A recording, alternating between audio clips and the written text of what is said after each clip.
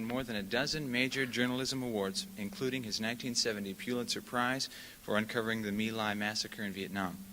He wrote for the New York Times from 1972 to 1979 until his resignation to begin his bestseller, The Price of Power, a highly acclaimed expose of foreign policy scandals during the Nixon-Kissinger administration. Please give a warm welcome to Mr. Seymour Hersh.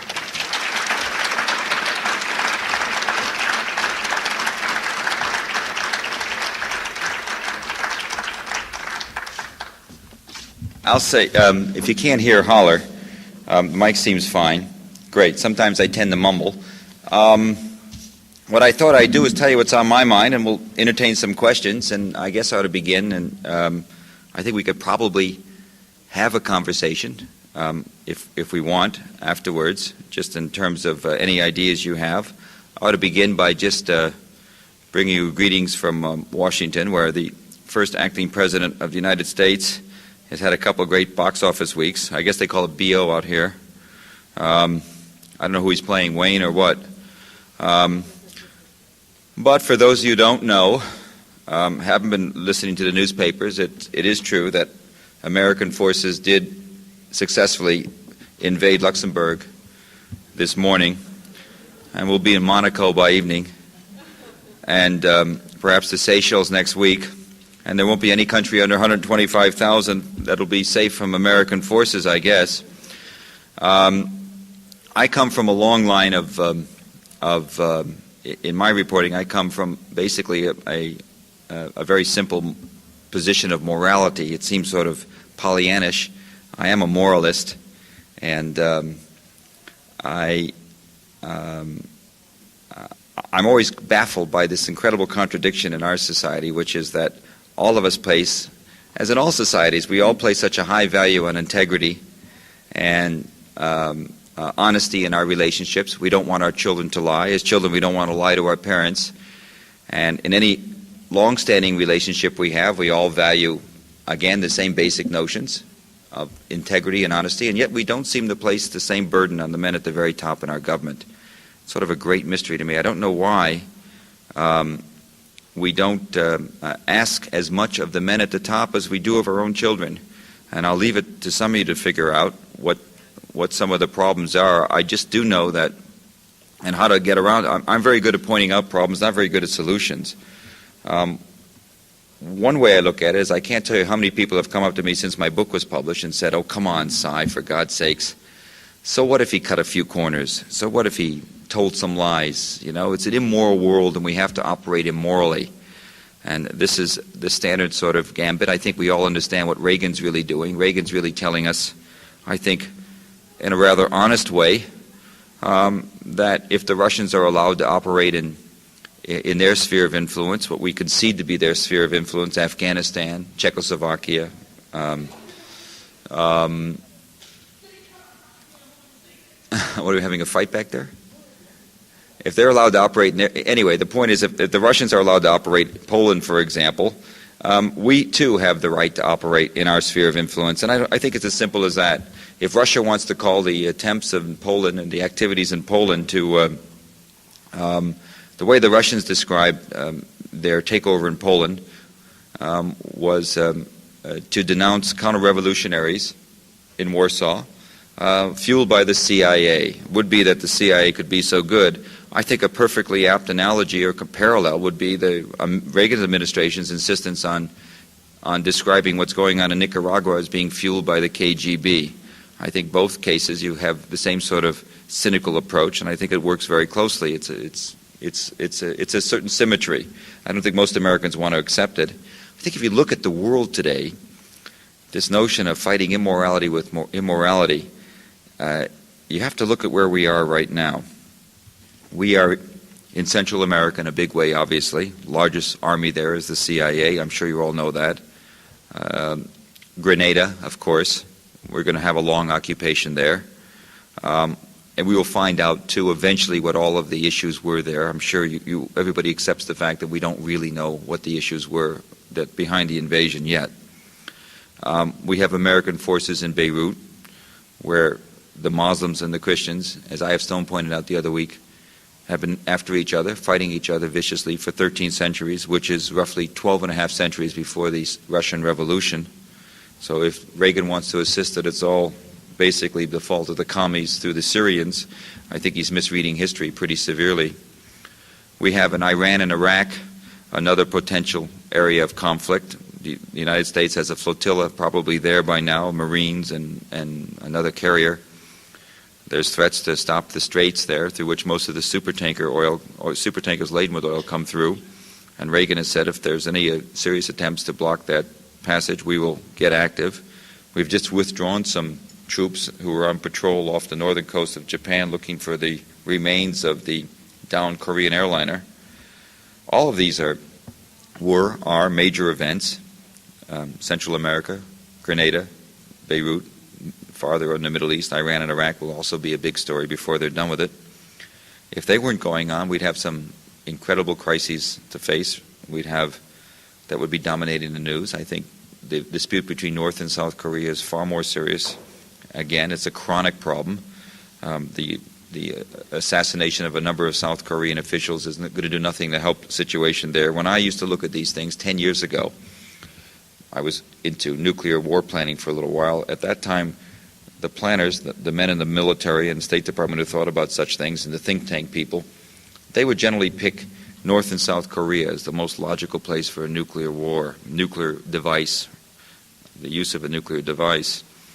And I don't think I'm out of line by telling you that I guess most people now who also currently think about these issues no longer talk in terms of when the bomb's going to go off, but what's the secondary issue. I mean, we're talking inside a 10-year framework. The great tragedy, of course, is that the invasion of Grenada does so much to further atrophy our moral standing in the world. We really lose the right to tell anybody what else to do. We really can't tell Gaddafi now that his view of what is important in invading Chad and is not isn't shared by us. We've lost so much cachet, and we lose the cachet to lean on all of these third world nations with emerging nuclear armed forces.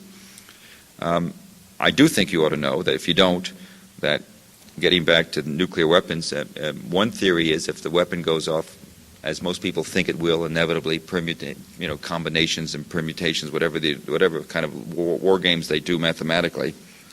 If it gets off in the southern cone, we'll be all right because the fallout will just be in, Africa and Latin America and Australia, and that's okay.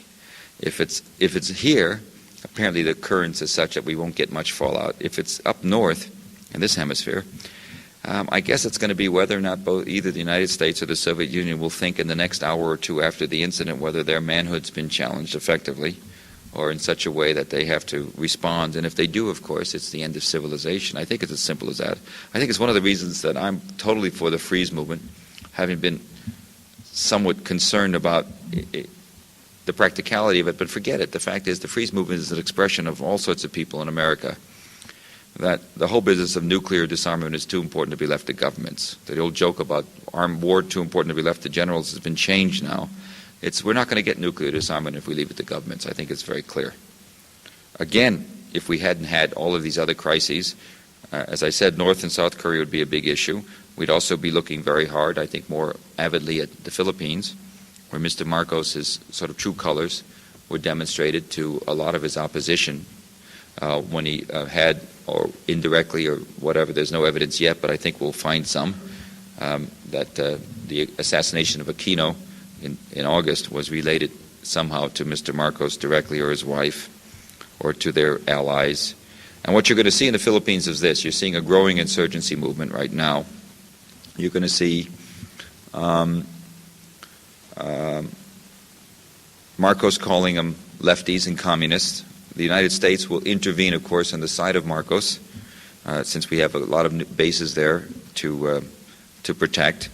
We will begin counter-revolutionary activities against the people in the jungles there or whatever.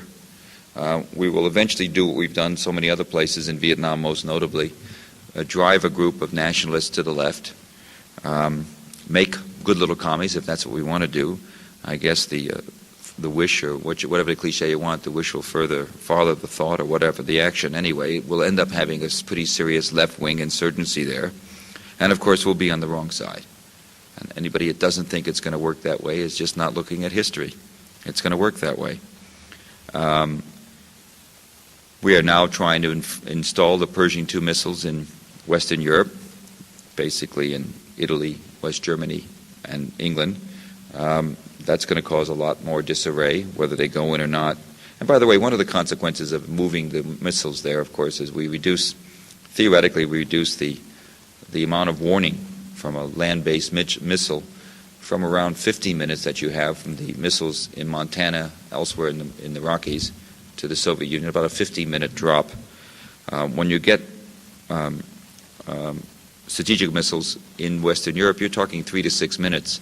And the Soviets will respond in the only way that makes sense. They will park their submarines outside of harbors in New York, Savannah, Georgia, Florida, San Francisco, Long Beach. They will simply park them there.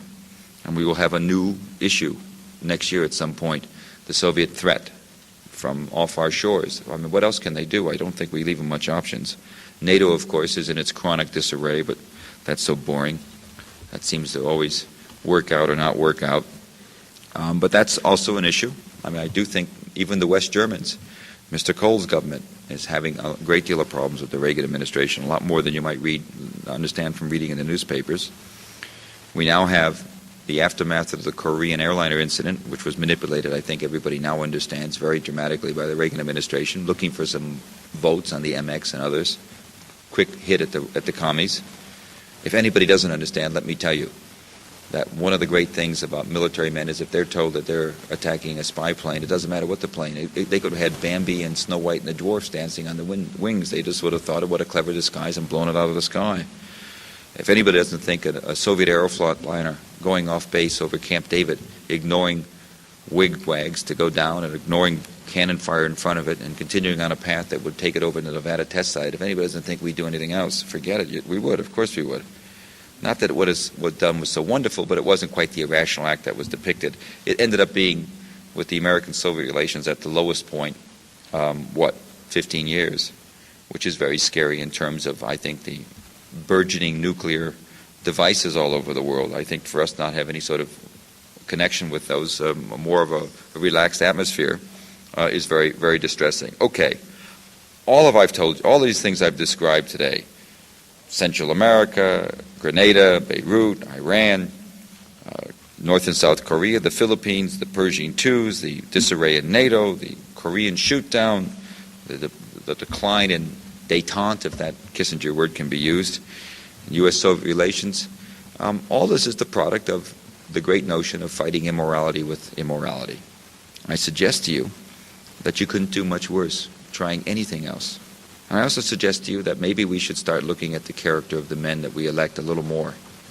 And since basically we're always buying the same policy anyway, does anybody seriously think that Walter Mondale or whatever wimp wins the Democratic nomination is going to have the guts to do much different except for Jesse Jackson, who's probably the best thing that's been happening to the Democrats? And move them someplace.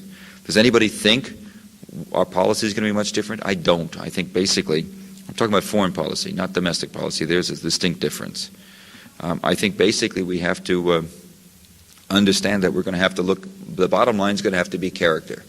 Since the system isn't really producing the kind of diversity it has to, and since we're not in the process of trying to prepare or repair or alter the system, our presidential appointment system, our whole process, let's start thinking about character. And I would argue that if we got somebody who was willing to be a little more honest and open about what our foreign policy objectives were, I think in the long run we would really be better off. I don't think we could be much worse off, is all I'm really saying. This is not a happy. I think a lot of us have a lot of misunderstandings about the press's function and how it performs. And the obvious conclusion is that I'm raising grave questions about the quality of information you get, profound questions. And I'm talking about across the board. I do think that and I will take the time, if you have it, I'll describe Woodward and Bernstein have become synonymous with Redford and Hoffman. All the President's Men is still on TV rerun. So Watergate emerges as a great success story. Let me give you my account of. I can't tell you how much journalism school enrollment jumped in the 5 or so years after the bad Nixon was the man who we read the White House tape recordings, we watched him on television. Criminal, of course, but diffuse, vague, unfocused, spending most of it with a note that the Italians have devaluated the lira, and Kissinger and Nixon says rather, sneak division that led to Super K, maybe this a psychological need by the country to have somebody good. I would say it's more than Leach, has to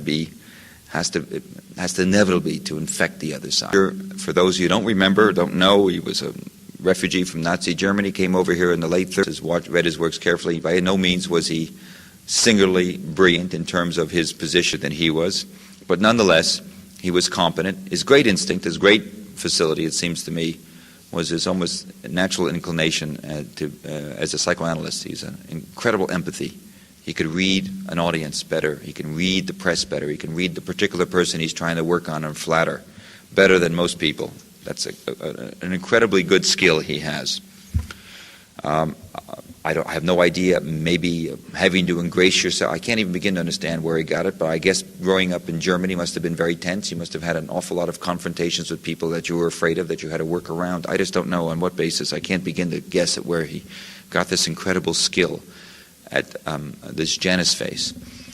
Anyway, in 68, by 68, part of the genius is this. Everybody at Harvard wants to make it. You know, in the 50s, they have these little sherries with people like Rockefeller coming up and having a sip of wine with the faculty, and they all do that. They all go and grab at his coattails, Rocky's, and it's Kissinger who made it, became sort of important to Rockefeller, was his foreign policy advisor in 64 when he ran for president and lost the nomination, the Republican nomination, lost to Barry Goldwater. In 68, Ike, Nixon was the winner when Rockefeller ran again for the nomination, losing to Nixon in Miami Beach in August. Nixon, of course, had been Ike's vice president from 52 to 60, lost to Jack Kennedy by a few votes, probably stolen from him in Chicago, but he did nothing about it, to his credit. 62, he loses again. He was running for the presidency in 60. In 62, he runs for the governorship of California, loses to Pat Brown, announces he's out of it, tells the newspaperman, you won't have me to kick around anymore. 68, he ends up defeating Rockefeller. Kissinger's enraged at the loss, so I presume Rockefeller was too. Tells a number of people, Kissinger does, how much he dislikes Nixon, how he can't stand him. Goes off to sulk at Harvard or wherever.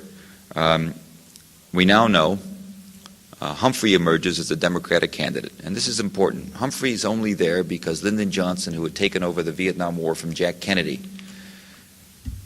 and don't think Jack Kennedy would have stopped that war. I would suggest to you the most outrageous propagandizing I've seen has been the Sorensen Schlesinger books.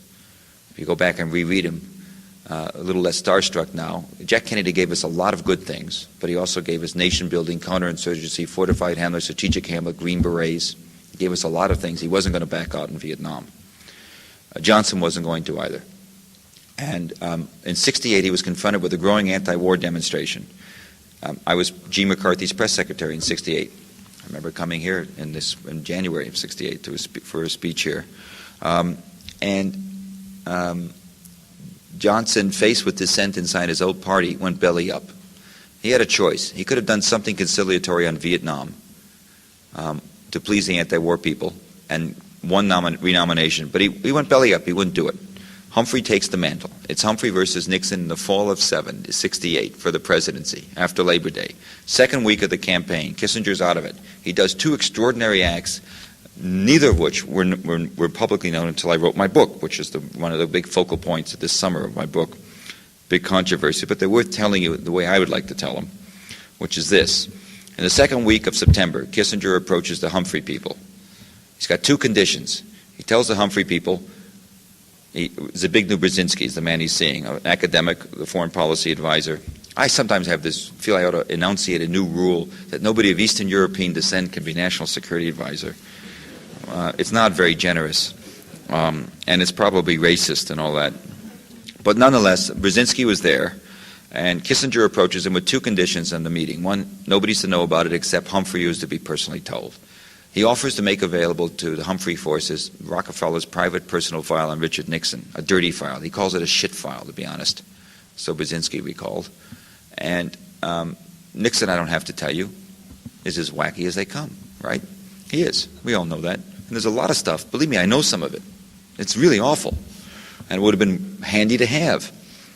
Look, I'm not very unsparing, and I kept it out of my book. I'm serious. There is stuff. And the notion that emerged, anyway, it's serious stuff. The notion that emerged that it was just a compilation of speeches. Anyway, he offers to turn over the Rockefeller file to the Humphrey camp. There's elation in the Humphrey camp. Humphrey later tells a number of his senior aides, among them Max Kampelman, people close to him, right before the election, Humphrey always was behind Nixon in the election and never thought about his cabinet or his government makeup. But he did say that it wasn't going to be Brzezinski, it was going to be Kissinger for National Security Advisor, which was very surprising. The same week he approaches the Humphrey camp, Kissinger approaches Richard V. Allen in private, the Nixon foreign policy advisor, who later shows up as foreign policy national security advisor to Reagan, just as Brzezinski, of course, became Carter's national security advisor. Allen, an ideologue, conservative, the same conditions. Allen is to tell nobody about it except Nixon personally, and he offers to talk on Vietnam to them. And what Allen knows, and you and I did not back in '68, was that Kissinger had become by '65 a major player in the inside processes of the Vietnam peace talks. In '65, he'd gone to Vietnam, initially at the insistence of Henry Cabot Lodge, the Republican ambassador who had been appointed by Kennedy, and did some work on pacification. He stayed over as other ambassadors served. He made 3 trips to Vietnam in '65 and '66. In '67, Kissinger became involved, we now know from the Pentagon Papers, in a highly sensitive series of secret negotiations on the Vietnam War in the summer or fall of '67. He made 4 trips to Paris from Washington and Boston on behalf of the Johnson administration. He was given an office in the State Department. He was working directly with the President, Lyndon Johnson, working directly with the Secretary of Defense, Robert McNamara, and working directly with Averell Harriman, the chief delegate to the peace talks. He behaved impeccably. The talks didn't work. The issue was somehow to find a formula to end the bombing of the North in return for a full-scale convening of the peace, all the parties to the peace process in Paris. They didn't work. But Kissinger really endeared himself to people because all during the '68 campaign, when Rockefeller was slugging out on a number of issues, there was no sign that Kissinger had tipped off Rocky or they made any overt use of that information in the campaign. You can't get anything higher, more higher accolade. This guy clearly was understood as serious negotiation. In September the 12th, that's the date, Kissinger goes to Allen and he offers to start dealing with them on Vietnam. He understands, as does Nixon, that the whole election is going to hang on whether or not Johnson can get Nguyen Van Thu, the president of South Vietnam, to settle for a peace offer, and whether he can work out something with the North Vietnamese. Something was worked out, and by the end of by September the 19th, Kissinger is in Paris, paying his own way on the SS France, and sees everybody and learns that indeed there had been a breakthrough. The government of the United States and the government of North Vietnam had worked out a formula for ending the bombing and going to the peace talks. There were certainly there were a lot of modalities, is the word they use, a lot of things to be negotiated. Johnson wanted to play politics with it. He wanted to make it public as close to the election as he could. But Kissinger began talking to the Nixon people about it, not only to Allen, but he later established a separate connection to John Mitchell, then the campaign manager, later the Attorney General, infamous Attorney General, who's much brighter than you might think, but also not with an awful lot of honor. I talked to him an awful lot and used very little of it on grounds that he just was, convicted, just was too close to Nixon. But he sure, anyway. He talked about this and acknowledged that this was a very big issue for them, to get Henry Kissinger telling what's going on in the peace talks.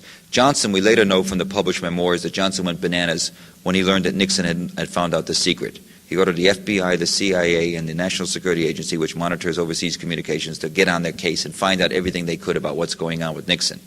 They found 2 instances in the next month. This is about 6 weeks before the election. Between 6 weeks and 2 weeks before the election, 2 instances where people close to Nixon, not Nixon, got in touch with Nguyen Van Thu and told him to lay off. Don't take anything the Democrats give you, sabotage the peace offer, and go for it with Nixon. He's going to do more for you. I wish I could tell you there's a direct line between Kissinger's interference. Kissinger, by the way, made 4 or 5 telephone calls to Allen and to Mitchell, all during this period. In one case, they actually spoke German together. Allen was fluent in German. Kissinger was in a payphone in Paris and was nervous about being overheard. There is no direct line, however, between Kissinger's interference and the failure of the bombing halt to work and the failure of the peace talks to begin and the activities of Win Van Tu to sabotage it and the continuation of the war for 7 more years. There is no direct line because you can't prove that Win Van Tu needed Nixon, Kissinger, anybody to tell him who to support or whether to sabotage a peace offer. He didn't have to be told. You can say this about Kissinger, though. He intervened as a man who'd been active in the peace process, looking for a job. He intervened in the 2 months of 5 years that Lyndon Johnson was willing to talk peace in Vietnam. For 2 months and 5 years, September and October, to elect as vice president, Johnson was willing to make some concessions, and Kissinger intervenes then, looking for a job against the peace process. If it didn't lead to a direct connection, and there is no evidence it did, it wasn't for want of trying. Let's put it that way. And Nixon understood. You understand that everybody understands without ever saying anything in this level. Nixon started telling people in his own administration, among them Peter Flanagan, later an economic advisor, Joseph Kraft, the syndicated columnist. Nixon tells them all that he's going to pick Kissinger, although he's hardly met Kissinger. Look, let me get something straight, just so we understand. This is empirical stuff. I've been a reporter too long not to know. It's empirical. We can't argue about this. Kissinger called it a pack of lies, but everybody acknowledged it was true. How significant it is remains for some other histories to be done. We don't know. This is what got his job, nothing else. That he was willing to betray the Democrats for Nixon. This is what, and the two guys, Nixon did understand a kindred soul when he saw it. Took him in right away. They get into office. Now, here's where it gets here again, I'm telling you things that are different. You have to, this is a necessary fact. This is what I think. This is my conclusion. I'm not going to suggest that there's any hard evidence for this. Maybe we'll get the White House tape recordings and maybe it'll come out. But here's their situation. Among the things we do know is that the first thing Nixon and Kissinger did upon getting elected into office was they grabbed all the power. They seized all the power from the bureaucracy. They understood that they were going to control it all in the White House. Nixon had an incredible genius. Let's face it, I don't like him. He's very diabolical, but he had a genius. He had an insight. And he understood he could buy his way into the Russians and the Chinese. He understood that he could find a way into them. In the case of the Russians, it was wheat. He ended up dealing more than $1 billion worth of wheat and loaning them the money at 6% interest to buy it. In the case of the Chinese, it was really nothing more than his willingness to go 12,000 miles to bow and scrape at the feet of Mao at the Forbidden Palace, Heavenly Palace, at a time when China was nowhere near the world power the rest of us thought it was, largely because of the problems it had with the Red Guards. China at that point was in trouble militarily, socially, economically. The party was in shambles. Nonetheless, Nixon made him a great power. It's a considerable thing the Chinese needed out of that. Nixon understood that.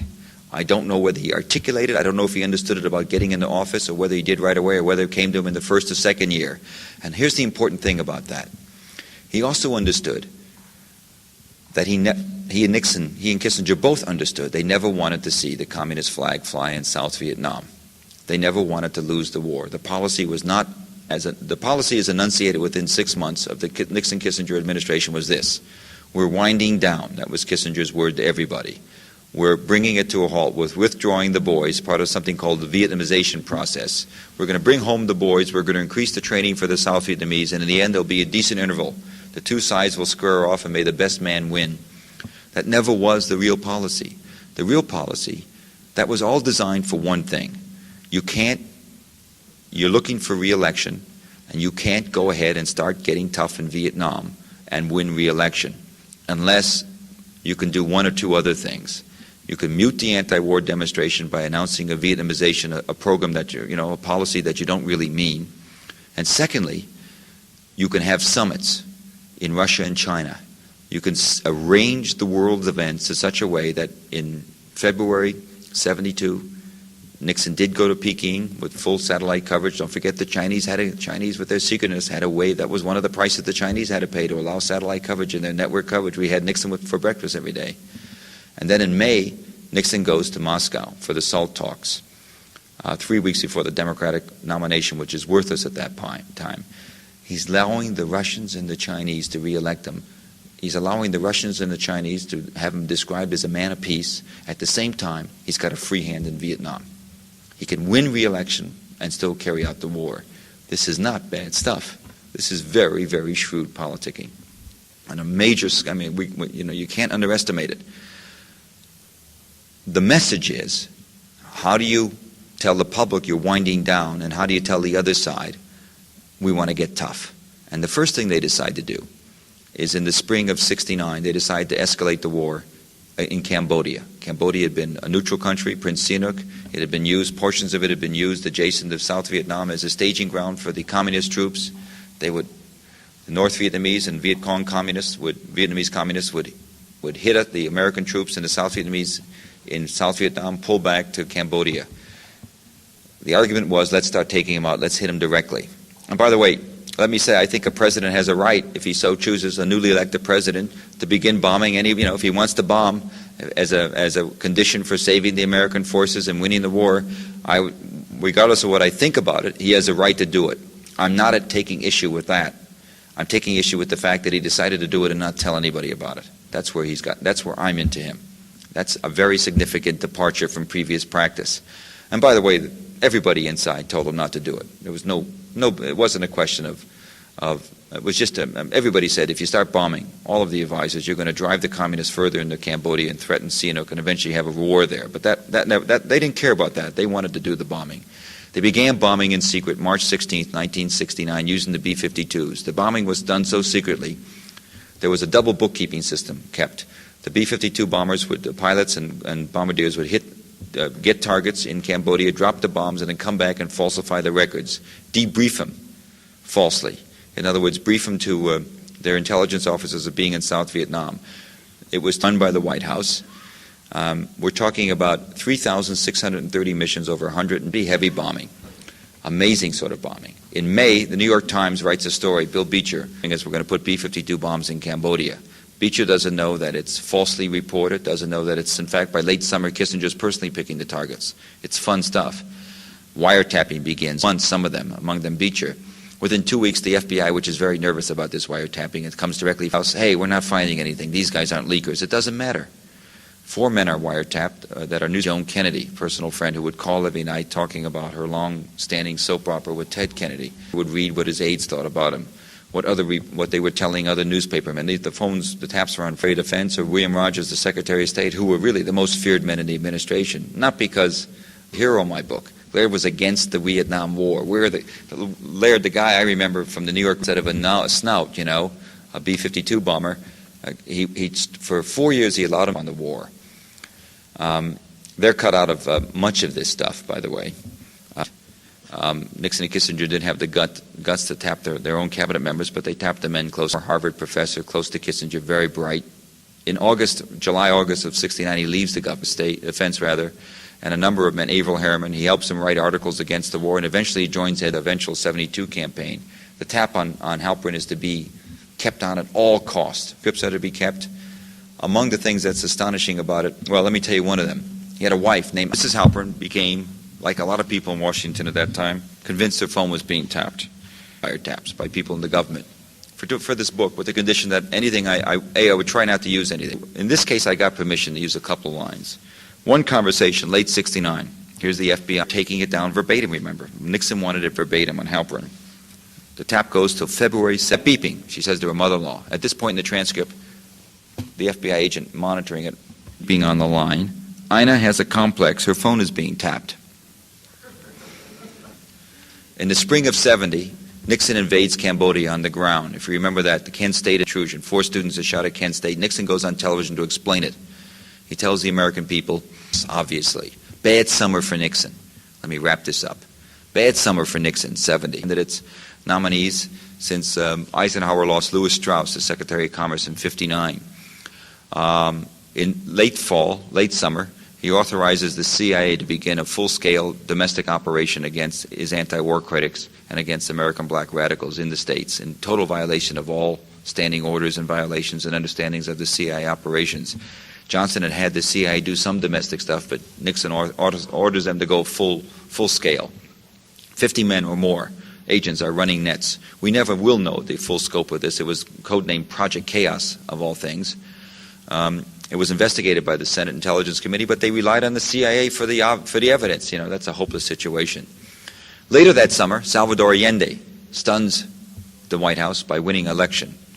He's a Marxist socialist. He wins the popular election. There's three candidates. The CIA's man, Alessandri, loses despite all the money we threw in. Allende wins, and Allende is public enemy number one for Nixon for quite a while. Let me tell you why. It's the end of summer. It's been a lousy summer. He's got the war going nowhere. He's had no breakthroughs yet. He's got no sign of the Chinese coming around on a summit or the Russians. He can't get it going. His great plan, the plan doesn't seem to be working.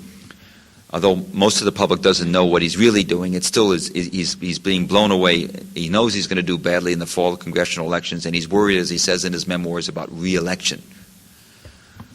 Allende had promised to nationalize 51% of the American corporations working down there.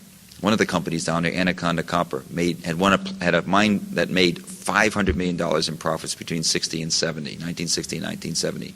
The ITT asset down there, the phone company, Chiltelco, was making enormous profits on a small capital investment.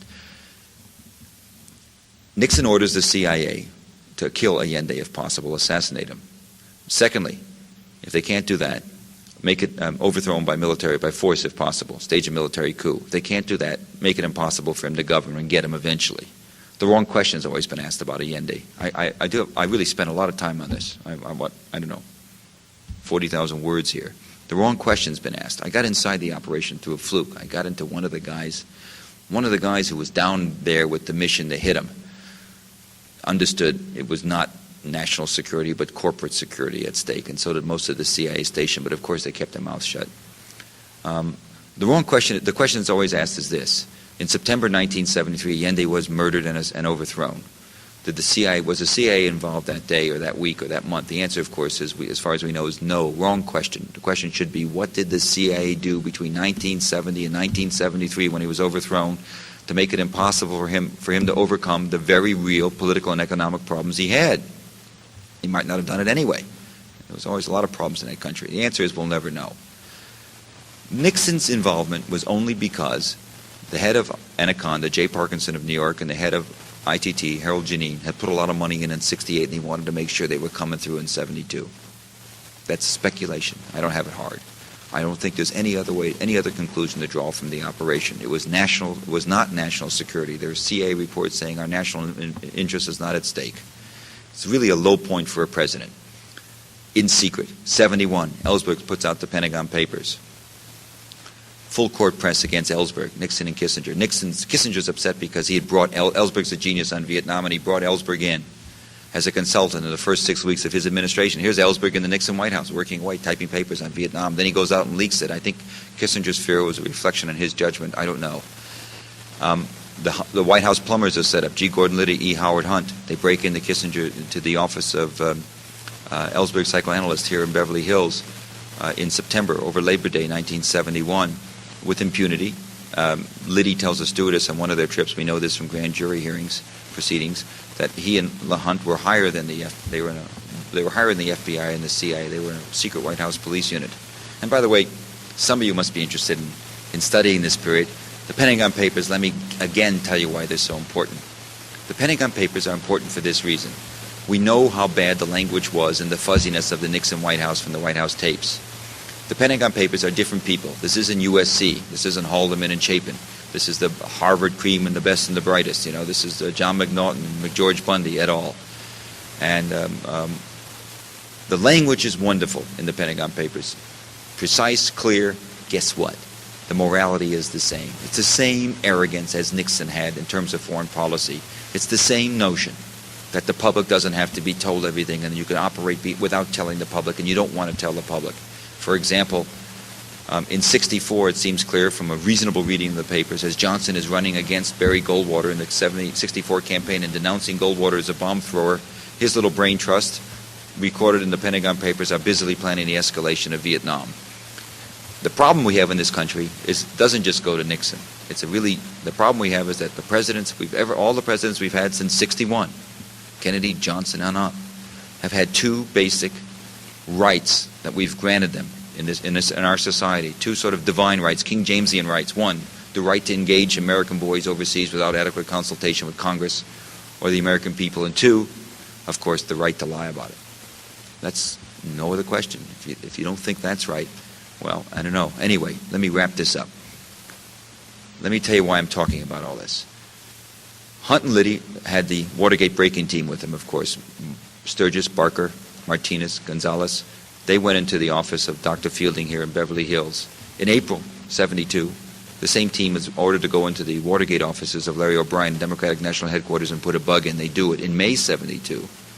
Again, what I'm telling you about you don't know, but I have the documents. I got all of the Watergate Special Prosecution Force documents for this. I really had a lot of fun doing this book. I had a lot of time, 4 years, and get a lot of stuff. And those documents show that in May of '72, the same team, Hunt, Liddy et al., were authorized by Nixon through Colson to hit Ellsberg at an anti-war rally in Washington. He wasn't to be murdered. He was to be damaged, incapacitated. It's not clear. Break a leg or an arm. There's testimony to the Watergate people about this. No charges were ever filed about this for a couple of reasons. One, the people involved, Colson and others, had already pleaded guilty to constitutional crimes against Ellsberg. And the others were all caught up in Watergate, so the Watergate prosecution force dropped this stuff. In June, a month later, the Watergate team is told to go again into the Plumbers team is told to go again into the Watergate offices of Larry O'Brien because the bug hadn't worked, to put a new one in. They're caught. The Washington Post gets on the story. It begins unraveling. The cover-up payments start, et cetera, et cetera. Nixon starts reeling. I can't tell you this happened. Again, this is not hard, but anybody who's been involved in Watergate will tell you that at some point we're going to get a White House tape recording that's going to show Bob Haldeman going in June 72 to 72 to Nixon and saying, with his long yellow pad, there's things to check off and not check off, saying to the boss, oh, by the way, the plumbers have to go back in, or whatever they call them, they have to go back into Watergate, O'Brien's office, the bug isn't working. And Nixon, I guarantee you, the answer's going to be, this is a man who put 110,000 tons of bombs on a neutral country for 14 months, put the CIA to work. He's not going to hesitate twice about it. There's just no way he is. What's the whole point of this? When did we learn about the B-52 bombing of Cambodia? May 73. The wiretapping, May 73. The CIA in Chile, September 74. The CIA in domestic spying, December 74. The activities against Ellsberg, May, June, and July of 73 and later. After what? After what? I'll tell you after what. After the 72 election. It seems to me if anybody has a complaint about the press, it's George McGovern or whoever the Democrats might have nominated. Contest. Secondly, we might have had a different president. Not secondly, the same issue, I guess. The basic point is it seems to me that Nixon might have been precluded from doing some of those things he did if he'd been caught out on the bombing or the wiretapping. He might have been more reluctant to go as far as he did. You could almost argue, and here's where I'm turning the whole notion of the press having a victory in Watergate on its head, you could almost argue that the press's inability to penetrate any of the foreign policy activities, the legal foreign policy activities, and every story I'm telling you were big stories. I mean, the B-52 bombing and the wiretapping. The B-52 bombing, for example, was the fourth item of impeachment before the House Judiciary Committee. And the first three were voted up. Nixon was impaled in the first three Watergate ones. The fourth one was defeated 26-12. But I assure you, it might have been different if they had not been able to reach consensus on the Watergate activities. There was a lot of resentment about the Cambodian bombing. Maybe not. But it was a serious issue. It seems to me that if the press had been able to penetrate any of those things, Nixon might have not have done them. And as I said, far from saving us in the case of the Nixon presidency, I think if they had been on the job, they might have prevented it. They might have been able to stop some of the activities. And if you think I'm being too hard on the press for its inability to penetrate the Nixon-Kissinger apparatus, let me take them off the hook very quickly and tell you what the real bottom line of all of this is. The bottom line of all of this is that if the White House wants to lie to the American people and the press, it can get away with it. You all right? Can you hear? I'm okay? Anyway, I don't think we have a mic. Do you have a mic? Yeah.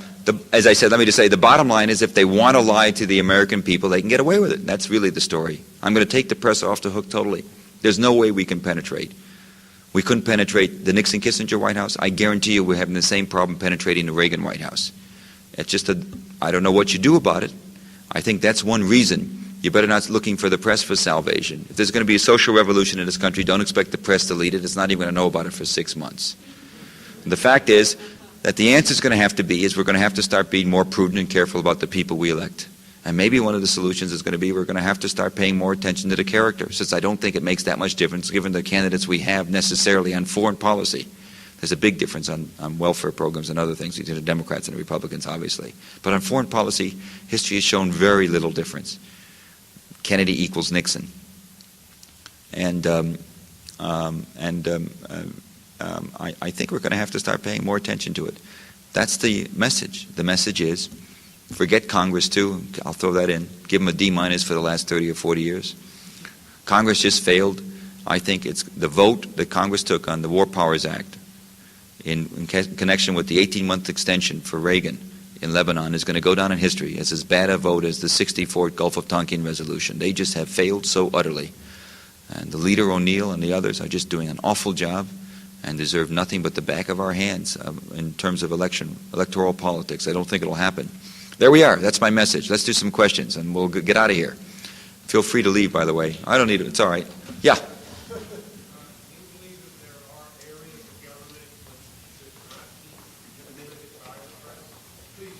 No, I'll repeat the question. It's okay. With that smaller crowd, it's okay. Well, I'll repeat the question. It's all right. We're working right here. Do I believe that there are areas?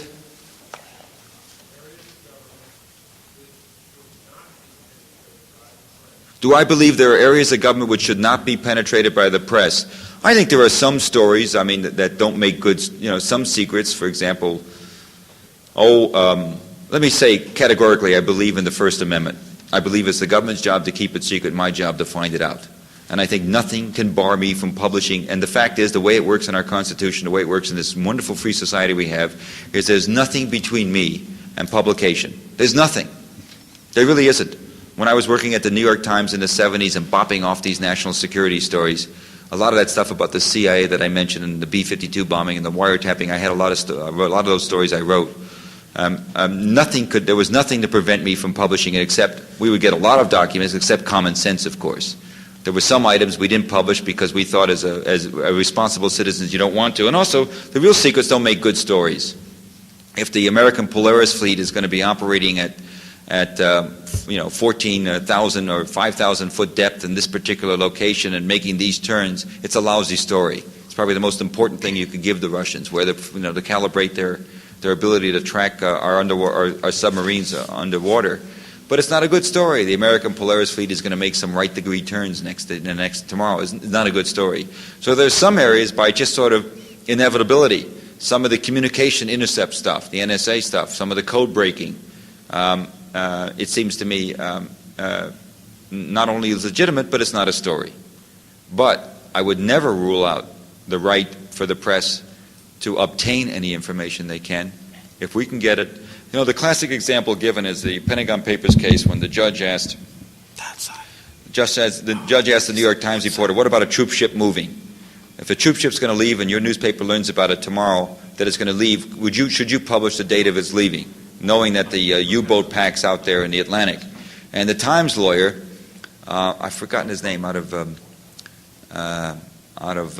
Yale, conceded that as one example where pre-publication censorship might be justified. And I would argue exactly the opposite. If a New York Times reporter could find out when a troop ship's going to move, maybe the other guys can too, the bad guys. If we publish it, they have to set a new date, theoretically, which we could not then learn in advance. I would argue that there's nothing should be barred to us except there are some basic principles. We're all part of a commonweal. We're all citizens, and I think it really works very well.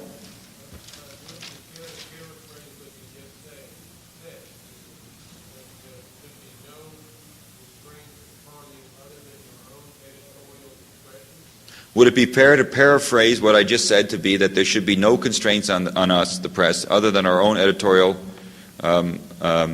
discretion? I think that would describe the First Amendment very accurately. That happens to be the way it is, fella. That's what it is. I mean, that's what Jefferson was writing about. There's none. There ain't any. They're trying to get some.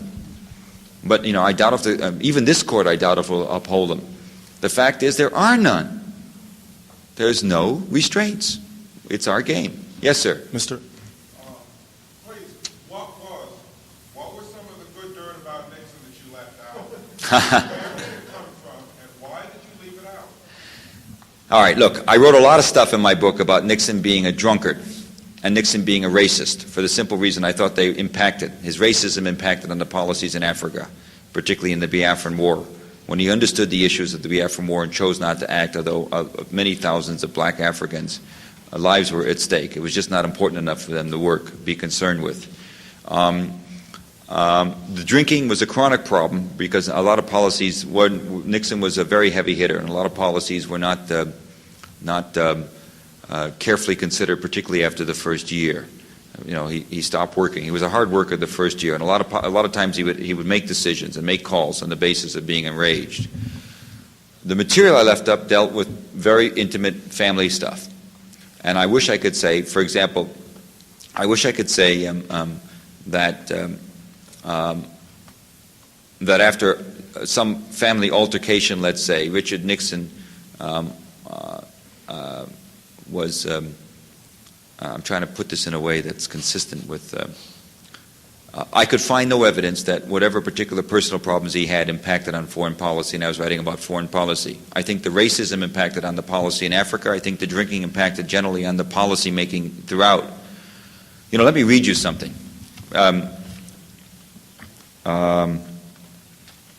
me read you something, just so you can get a sense. This is the gossipy part. I don't deal much in gossip. I'm not interested in gossip that much.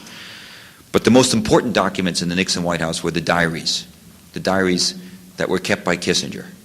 And Kissinger made a terrible mistake in his first year and a half of office. He allowed a couple of guys with some ethics to get close to him. Roger Morris, a Harvard PhD, was in the Foreign Service officer. Tony Lake was a Foreign Service officer out of Princeton. Highly ethical guys who were very close to Kissinger as personal aides. Kissinger also allowed all of his aides to listen to his phone conversations, including those with Nixon, for the first year and a half. He never thought these people left him over Cambodia in the spring of '70. And they took a lot of stuff with them. And after a lot of hemming and hawing, they eventually all talked to me about it. And it wasn't so much, it's like Dick Allen. When I spent 4 years and did 1,000 interviews. And Richard Allen I saw 3 or 4 times. And on the 4th interview, he finally said to me, I'm going to tell you, kid. He was going into the White House. He was going to work for Reagan as National Security Advisor in another couple of weeks. It was a lunch, and he finally said, I'm going to tell you, kid, how Kissinger got his job. I've never told a story. And, he's not lying about it. He's allowing me to quote him. One of the lines that you get about my book is that only disgruntled people talk to me. Hey, that's all who talks to you anyway. That's always disgruntled people. Anyway, let me just read you this. Morris and others, whom Kissinger trusted, including Anthony Lake, found themselves enthralled that they worked in Kissinger's private diary, which is transcribed and edited nearly every night. And some days Morris remember there's names attached to this. Kissinger's entries filled 15 pages, not with high-level diplomatic strategy, but with low-level gossip. Quote, we caught glimpses of Nixon, Laird, Rogers, and Kissinger in action. Nixon drank exceptionally at night, and there were many nights when you couldn't reach him at Camp David. The diary was treated as if it were the most sensitive document in the government, which it may have been, stored in an electronically wired safe in Kissinger's office along with the secret peace talks, etc., etc. Morris often listened in on Kissinger's conversation with an obviously drunken Nixon. There were many times when a cable would come in late and Henry would say there's no sense waking him up, he'd be incoherent. The young aide, frightened at the thought of a president who was not fully competent after sundown, often wondered what would happen if the Soviet Union attacked at night. Morris did not mention such things to friends outside the White House. Quote, it's hard to explain. It's a constant barrage. You go around taking it for granted that Nixon's nuts. Henry and others go around wringing their hands for the president and saying Rogers is a fag. After a while, you lose your perspective. You don't feel a sense of outrage. All the things that you think about later, the drunkenness, the wiretapping, you become a nerd to while in the White House. It isn't a matter of constant moral torment when you're there. Kissinger told his personal staff, I'll go on a little bit more than once about his first formal White House reception and his first meeting with Mrs. Nixon, naturally, as he went through the reception line. He'd been in office about 5 months. He began to praise the president lavishly, but Mrs. Nixon leaned over and interrupted him, saying, haven't you seen through him yet? I mean, you're really talking about some heavy hitters. There seems to be the NSC staff soon came to believe that the most closely held, this is Kissinger's staff, his personal staff, the most closely held secrets in the White House did not deal with CIA operatives, communications intercepts, satellite photography, but with the character of the man running the nation's government. Nixon's drinking was to be kept secret at all costs. So was his racism. There seems to have been an unrelenting stream of anti-black remarks from the president during his first years in office. In his telephone conversations with Kissinger, he repeatedly referred to blacks as niggers, jigs, and jigaboos. Some of the slurs are obviously the result of Nixon drinking bouts, but NSC aides who monitored Kissinger-Nixon telephone calls came to believe that Nixon, drunk or sober, was a racist. One theme was that Nixon had always been a racist, but did not know the correct derogatory words until he moved from California to New York in the 60s. After Nixon referred to blacks as jungle bunnies during one of his telephone talks with Kissinger in 1969, Roger Morris recalls, Kissinger whimsically explained to Morris and another staff aide who was upset about it that Nixon had seen the play Hair while in New York and gotten educated. Later I asked, it's funny how you got, Morris didn't want to talk about this until eventually one day he did, and then I went to others I'd interviewed and they all talked about it. And one day I went to Ehrlichman, who hadn't talked, who I'd seen interviewed 4 or 5 times, and I went out to Santa Fe and saw him again, and I asked him about the drinking. And he told me this about the racism first. He said the jungle bunny really wasn't from Hair. He said it was B.B. Rabosa's favorite word. B.B. Rabosa's was Nixon's big buddy. And Ehrlichman also said about the drinking, and he later, after saying it to me, decided to put it in his biography, Witness to Power, about the Nixon years. He said that he had worked with Nixon in 60 and 62 in the campaign for the presidency and the governorship of California. When Nixon asked him in 68 to work again, he said, okay, I'll do it if you promise to lay off the sauce during the campaign. Bad stuff. Bad stuff, and we didn't know any of it. And it's not just, I don't mean to be prurient about it. It does impact on policy. Should we do a couple more? Mr. Hersh. He's been waiting. Sure. I have a question on the morality in foreign policy. And you seem to come across as a very idealistic situation in terms Pollyanna. That's me, old Pollyanna. And since we all live in an imperfect world, I was wondering if you take into account the realities of the situation as they occur, and you condemn the Reagan administration completely for whatever they're doing, but I wonder if that is really the case, and the morality and the idealistic point of views that you put forward are really relevant in the real world. And my second question has to do... Let me just finish and then you can answer it. Sure. My second question has to do with the election of 1972 and the loss of George McGovern in the presidential election.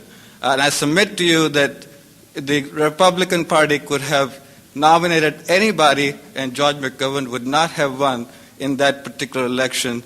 And your bias against Nixon and Kissinger is very apparent in your talk. I was just wondering what prompted you to do this? Well, my bias is apparent. Well, let me first compliment your discernment. And it's not rhetorical, though, my bias. And let me say that I thought I did say, if I didn't say, let me say quickly that whoever my point was that if some of the scandals had become known at the time, there might have been a different nominee. The nomination might have been worth more. You might have had Kennedy willing to take a stab at Nixon. And I don't think they could have nominated anybody. I think it was Nixon that was the man that would have been the easy winner. And in part it was due to the amazing ability of Nixon and Kissinger to oversell what they had done and also to hide much of what they had done. One example of oversell, and it gets to be a very serious oversell issue, let me just take a success story, SALT 1. In SALT 1, Nixon and Kissinger came back from the SALT 1 conference with the Soviet Union having accomplished something very solid. They banned ABM missiles, which was an issue basically left to the SALT delegation headed by Gerard Smith, a very competent man. The issue the White House was very concerned with, and the one that Nixon and Kissinger personally took on, was banning or reducing or putting caps on, mythical caps. You know, if you remember SALT 1 limited the land-based missiles to levels that neither side was planning to build anyway, but nonetheless it was considered progress. It was an interim agreement, an executive agreement, not for a treaty, to limit the land-based missile growth and submarine-based missile growth to limits, at least some limit. The fact that neither side planned to build it wasn't relevant. There was an agreement to cap the arms race. And one of the things Nixon and Kissinger came back and told the United States they had done is there was a great deal of intelligence inside the American government indicating that the Soviet Union were building a new missile, SS-19, a larger missile, and it was ready to come online. They had tested it. They were ready to deploy it. Nixon and Kissinger came back and they told the American people in public and in private congressional testimony that they had banned, that they had worked out an agreement, a definition, to ban these missiles, categorizing them as heavy missiles, that they were banned. The Soviets could not deploy them. This was a direct and distinct and egregious lie. There had been no such agreement worked out, as everybody in the delegation understood. And nobody publicly took on the president at this time. It was right before an election. And the issue became one in which the SALT I treaty was given a great deal of additional, which was fine in terms of the ABM, was a step forward anyway.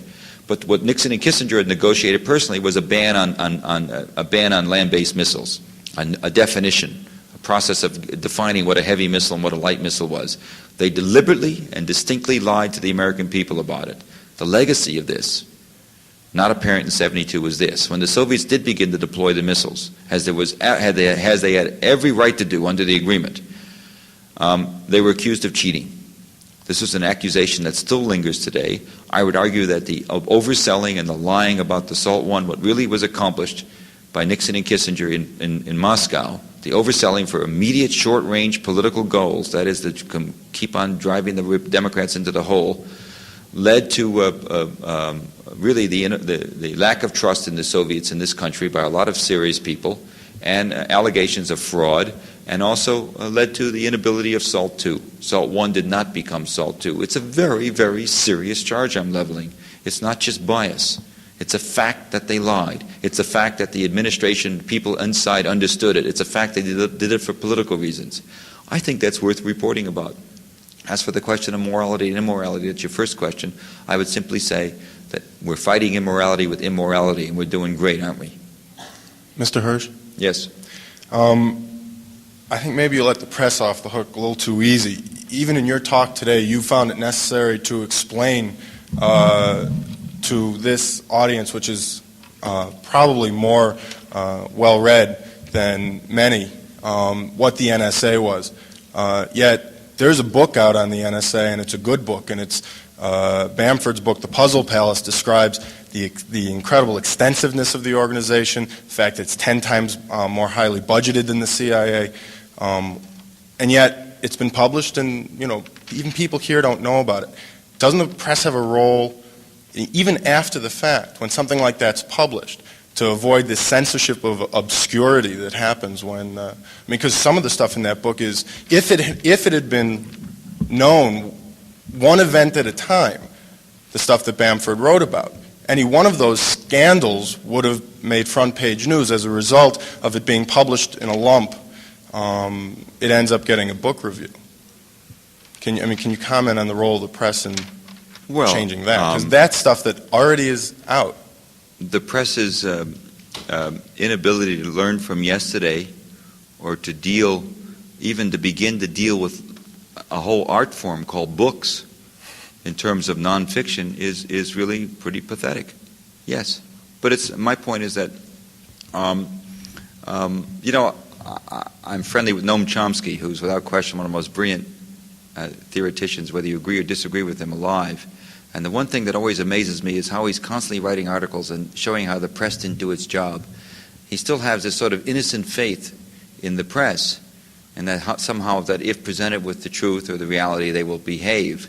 And it's really a sort of a naive position. I don't think it's necessarily at this point because of any economic or institutional bias in terms of big corporations owning newspapers, but that could be true in 20 years. I think right now what you have is a press that writes but doesn't read. And there's really nothing much more to say about it. It's a very, very, I shouldn't complain about it because it puts money in my pocket.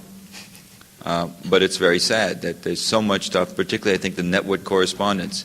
If that's an answer, I don't know what the answer is. The point I'm making, though, is even if the press were on its job in the first term, even if the press was trying, the power of the presidency is so enormous in this country that the press really can't penetrate. We don't have the right to ask Bill Casey to come in under subpoena and talk to us. We don't have the right, but the Senate does, and the House Intelligence Committee does, and they can tell us about it, but they choose not to. I would argue that I'm not even putting much faith in the press in terms of that. And by the way, you understand how important this was for Nixon One reason I think Nixon could begin the cover-up when his men are caught in Watergate, the real part that got Nixon down in Watergate wasn't the act itself, was the fact that he was running out bags of money, trying to cover up, convince people not to talk about it when they began blackmailing him. And he could do that absolutely convinced with impunity. Who's going to hurt him?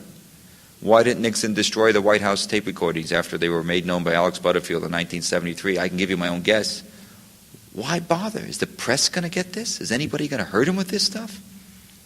You know, I can just envision. He's a man who'd been able to bomb a country for a year and 3 months with B-52 bombers and never get hurt in the American press. It was reported, by the way, by the other side in Paris.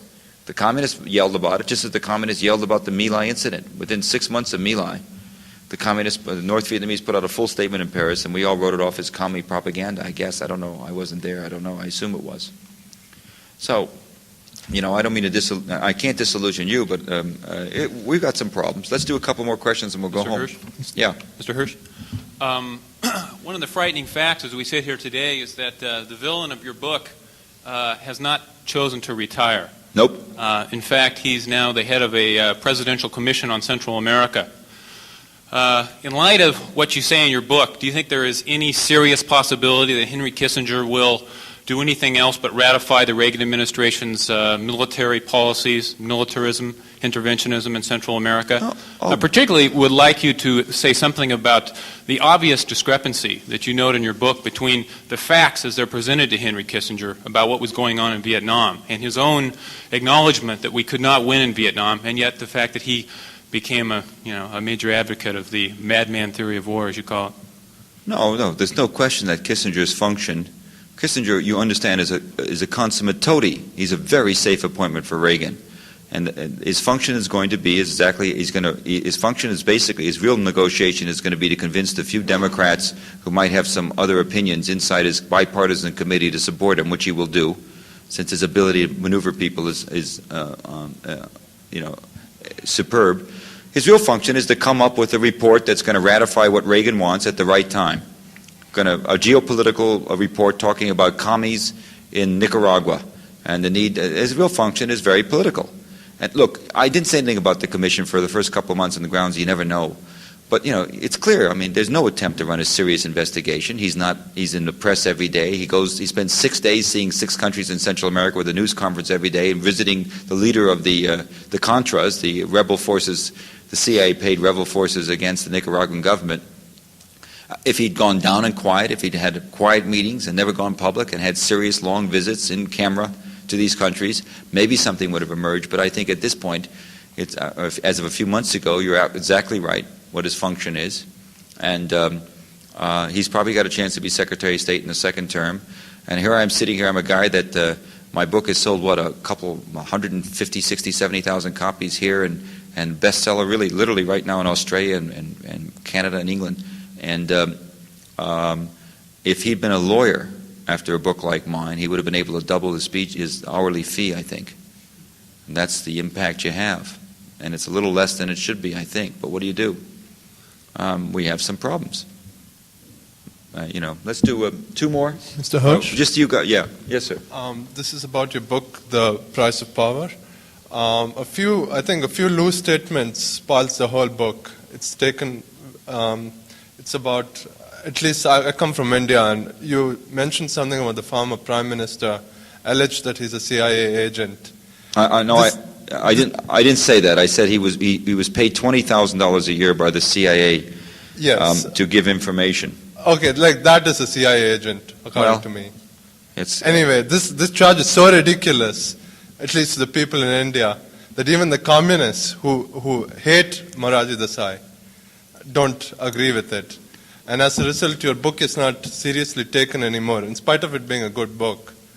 Did you really pick this up on the grapevine, or did you substantiate it? Or do you think it's true? Yes. You do? I know it's true. A Prime Minister of India is working for the CIA for $20,000. He has sued me for $50 million, and the case is being litigated in a federal court in Chicago. It raises some interesting issues because one of the issues is confidential sources, but nonetheless, there's no question that if push comes to shove, I just don't want to be in a position to do it to him. I go back. Look, you don't write this in a book without reviewing it very carefully. I had 3 different sets of lawyers. Look, we had to anticipate a lawsuit from Kissinger, and which he talked about, but has not filed yet, and he has plenty of time.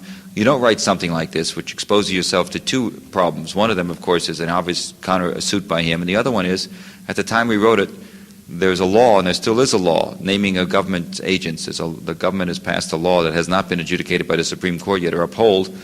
The law simply says that you cannot name a CIA operative. If he's still alive, foreign country, all these really very much unconstitutional stuff. But we are certainly flying into the teeth of that law. So all I can say is that I don't think the money was terribly important. It went to his political party. He probably didn't even know about it or see it, but that was the quid pro quo that the government set up in its books. There's no question that the Psy was bagging it for us. But, as you know, the Indian government's been terribly penetrated by the CIA. You will concede that, do you not? There's been much written about that. John Kenneth Gabbreth has said as much in one of his memoirs that there was CIA operatives. Well, he alleged about Mrs. Gandhi, which again, people find hard to... Maybe she received money, but people find it hard to believe that she acted as an agent of the CIA. One of the things about reporters is we're always writing things that people find hard to believe. I'm sorry. Suffice to say that I'm all for the whole process of litigation and libel. I accept the responsibility. I'm paying my fees. I'm not trying to duck it, and we're not settling the case. Be no settlement. And I just hope he withdraws before he has to get, embarrassed. Let's do one last question. Okay, one last question. That's it, folks. Sorry. Yes.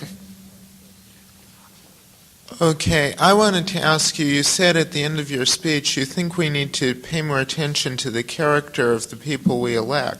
How are we going to find out what the character of the people we elect is? How can we get adequate information on that when politics is so concerned with images of candidates and everything, and when the press doesn't really get all information? Oh, no, it gets it. It doesn't tell it. Go back and read Hunter Thompson. One of the things about Hunter Thompson's book for me used to be that here I am in the New York Times, I'm busy worrying about facts, and Hunter doesn't care that much about facts, but he tells more truth in his books than me with all my facts. So this, we do have a real problem in terms of truth-telling, and don't think the press doesn't know about the character of the men they're covering. They do. And I think one of the things we should do is try and understand that perhaps it's more important for us to write a little bit more about, I'm not talking about gossip. I'm talking about the way people operate and what kind of men they are. I suggest that's as valid as as what they say at any particular speech or any particular day. I would like to see more reporting that dealt less with 1,000 words of summarizing a speech that the reporter got at 5 o'clock as a handout and filed immediately to be free for the night while on the road. Or rather than, I'd like to see more about if I were editor of the World, I would want more things on how they operate and how they proceed. Anyway, bookstore seller. You're the bookstore man, right? Goodbye. Thank you. Mr. Hersh, thank you very much for lending us your time.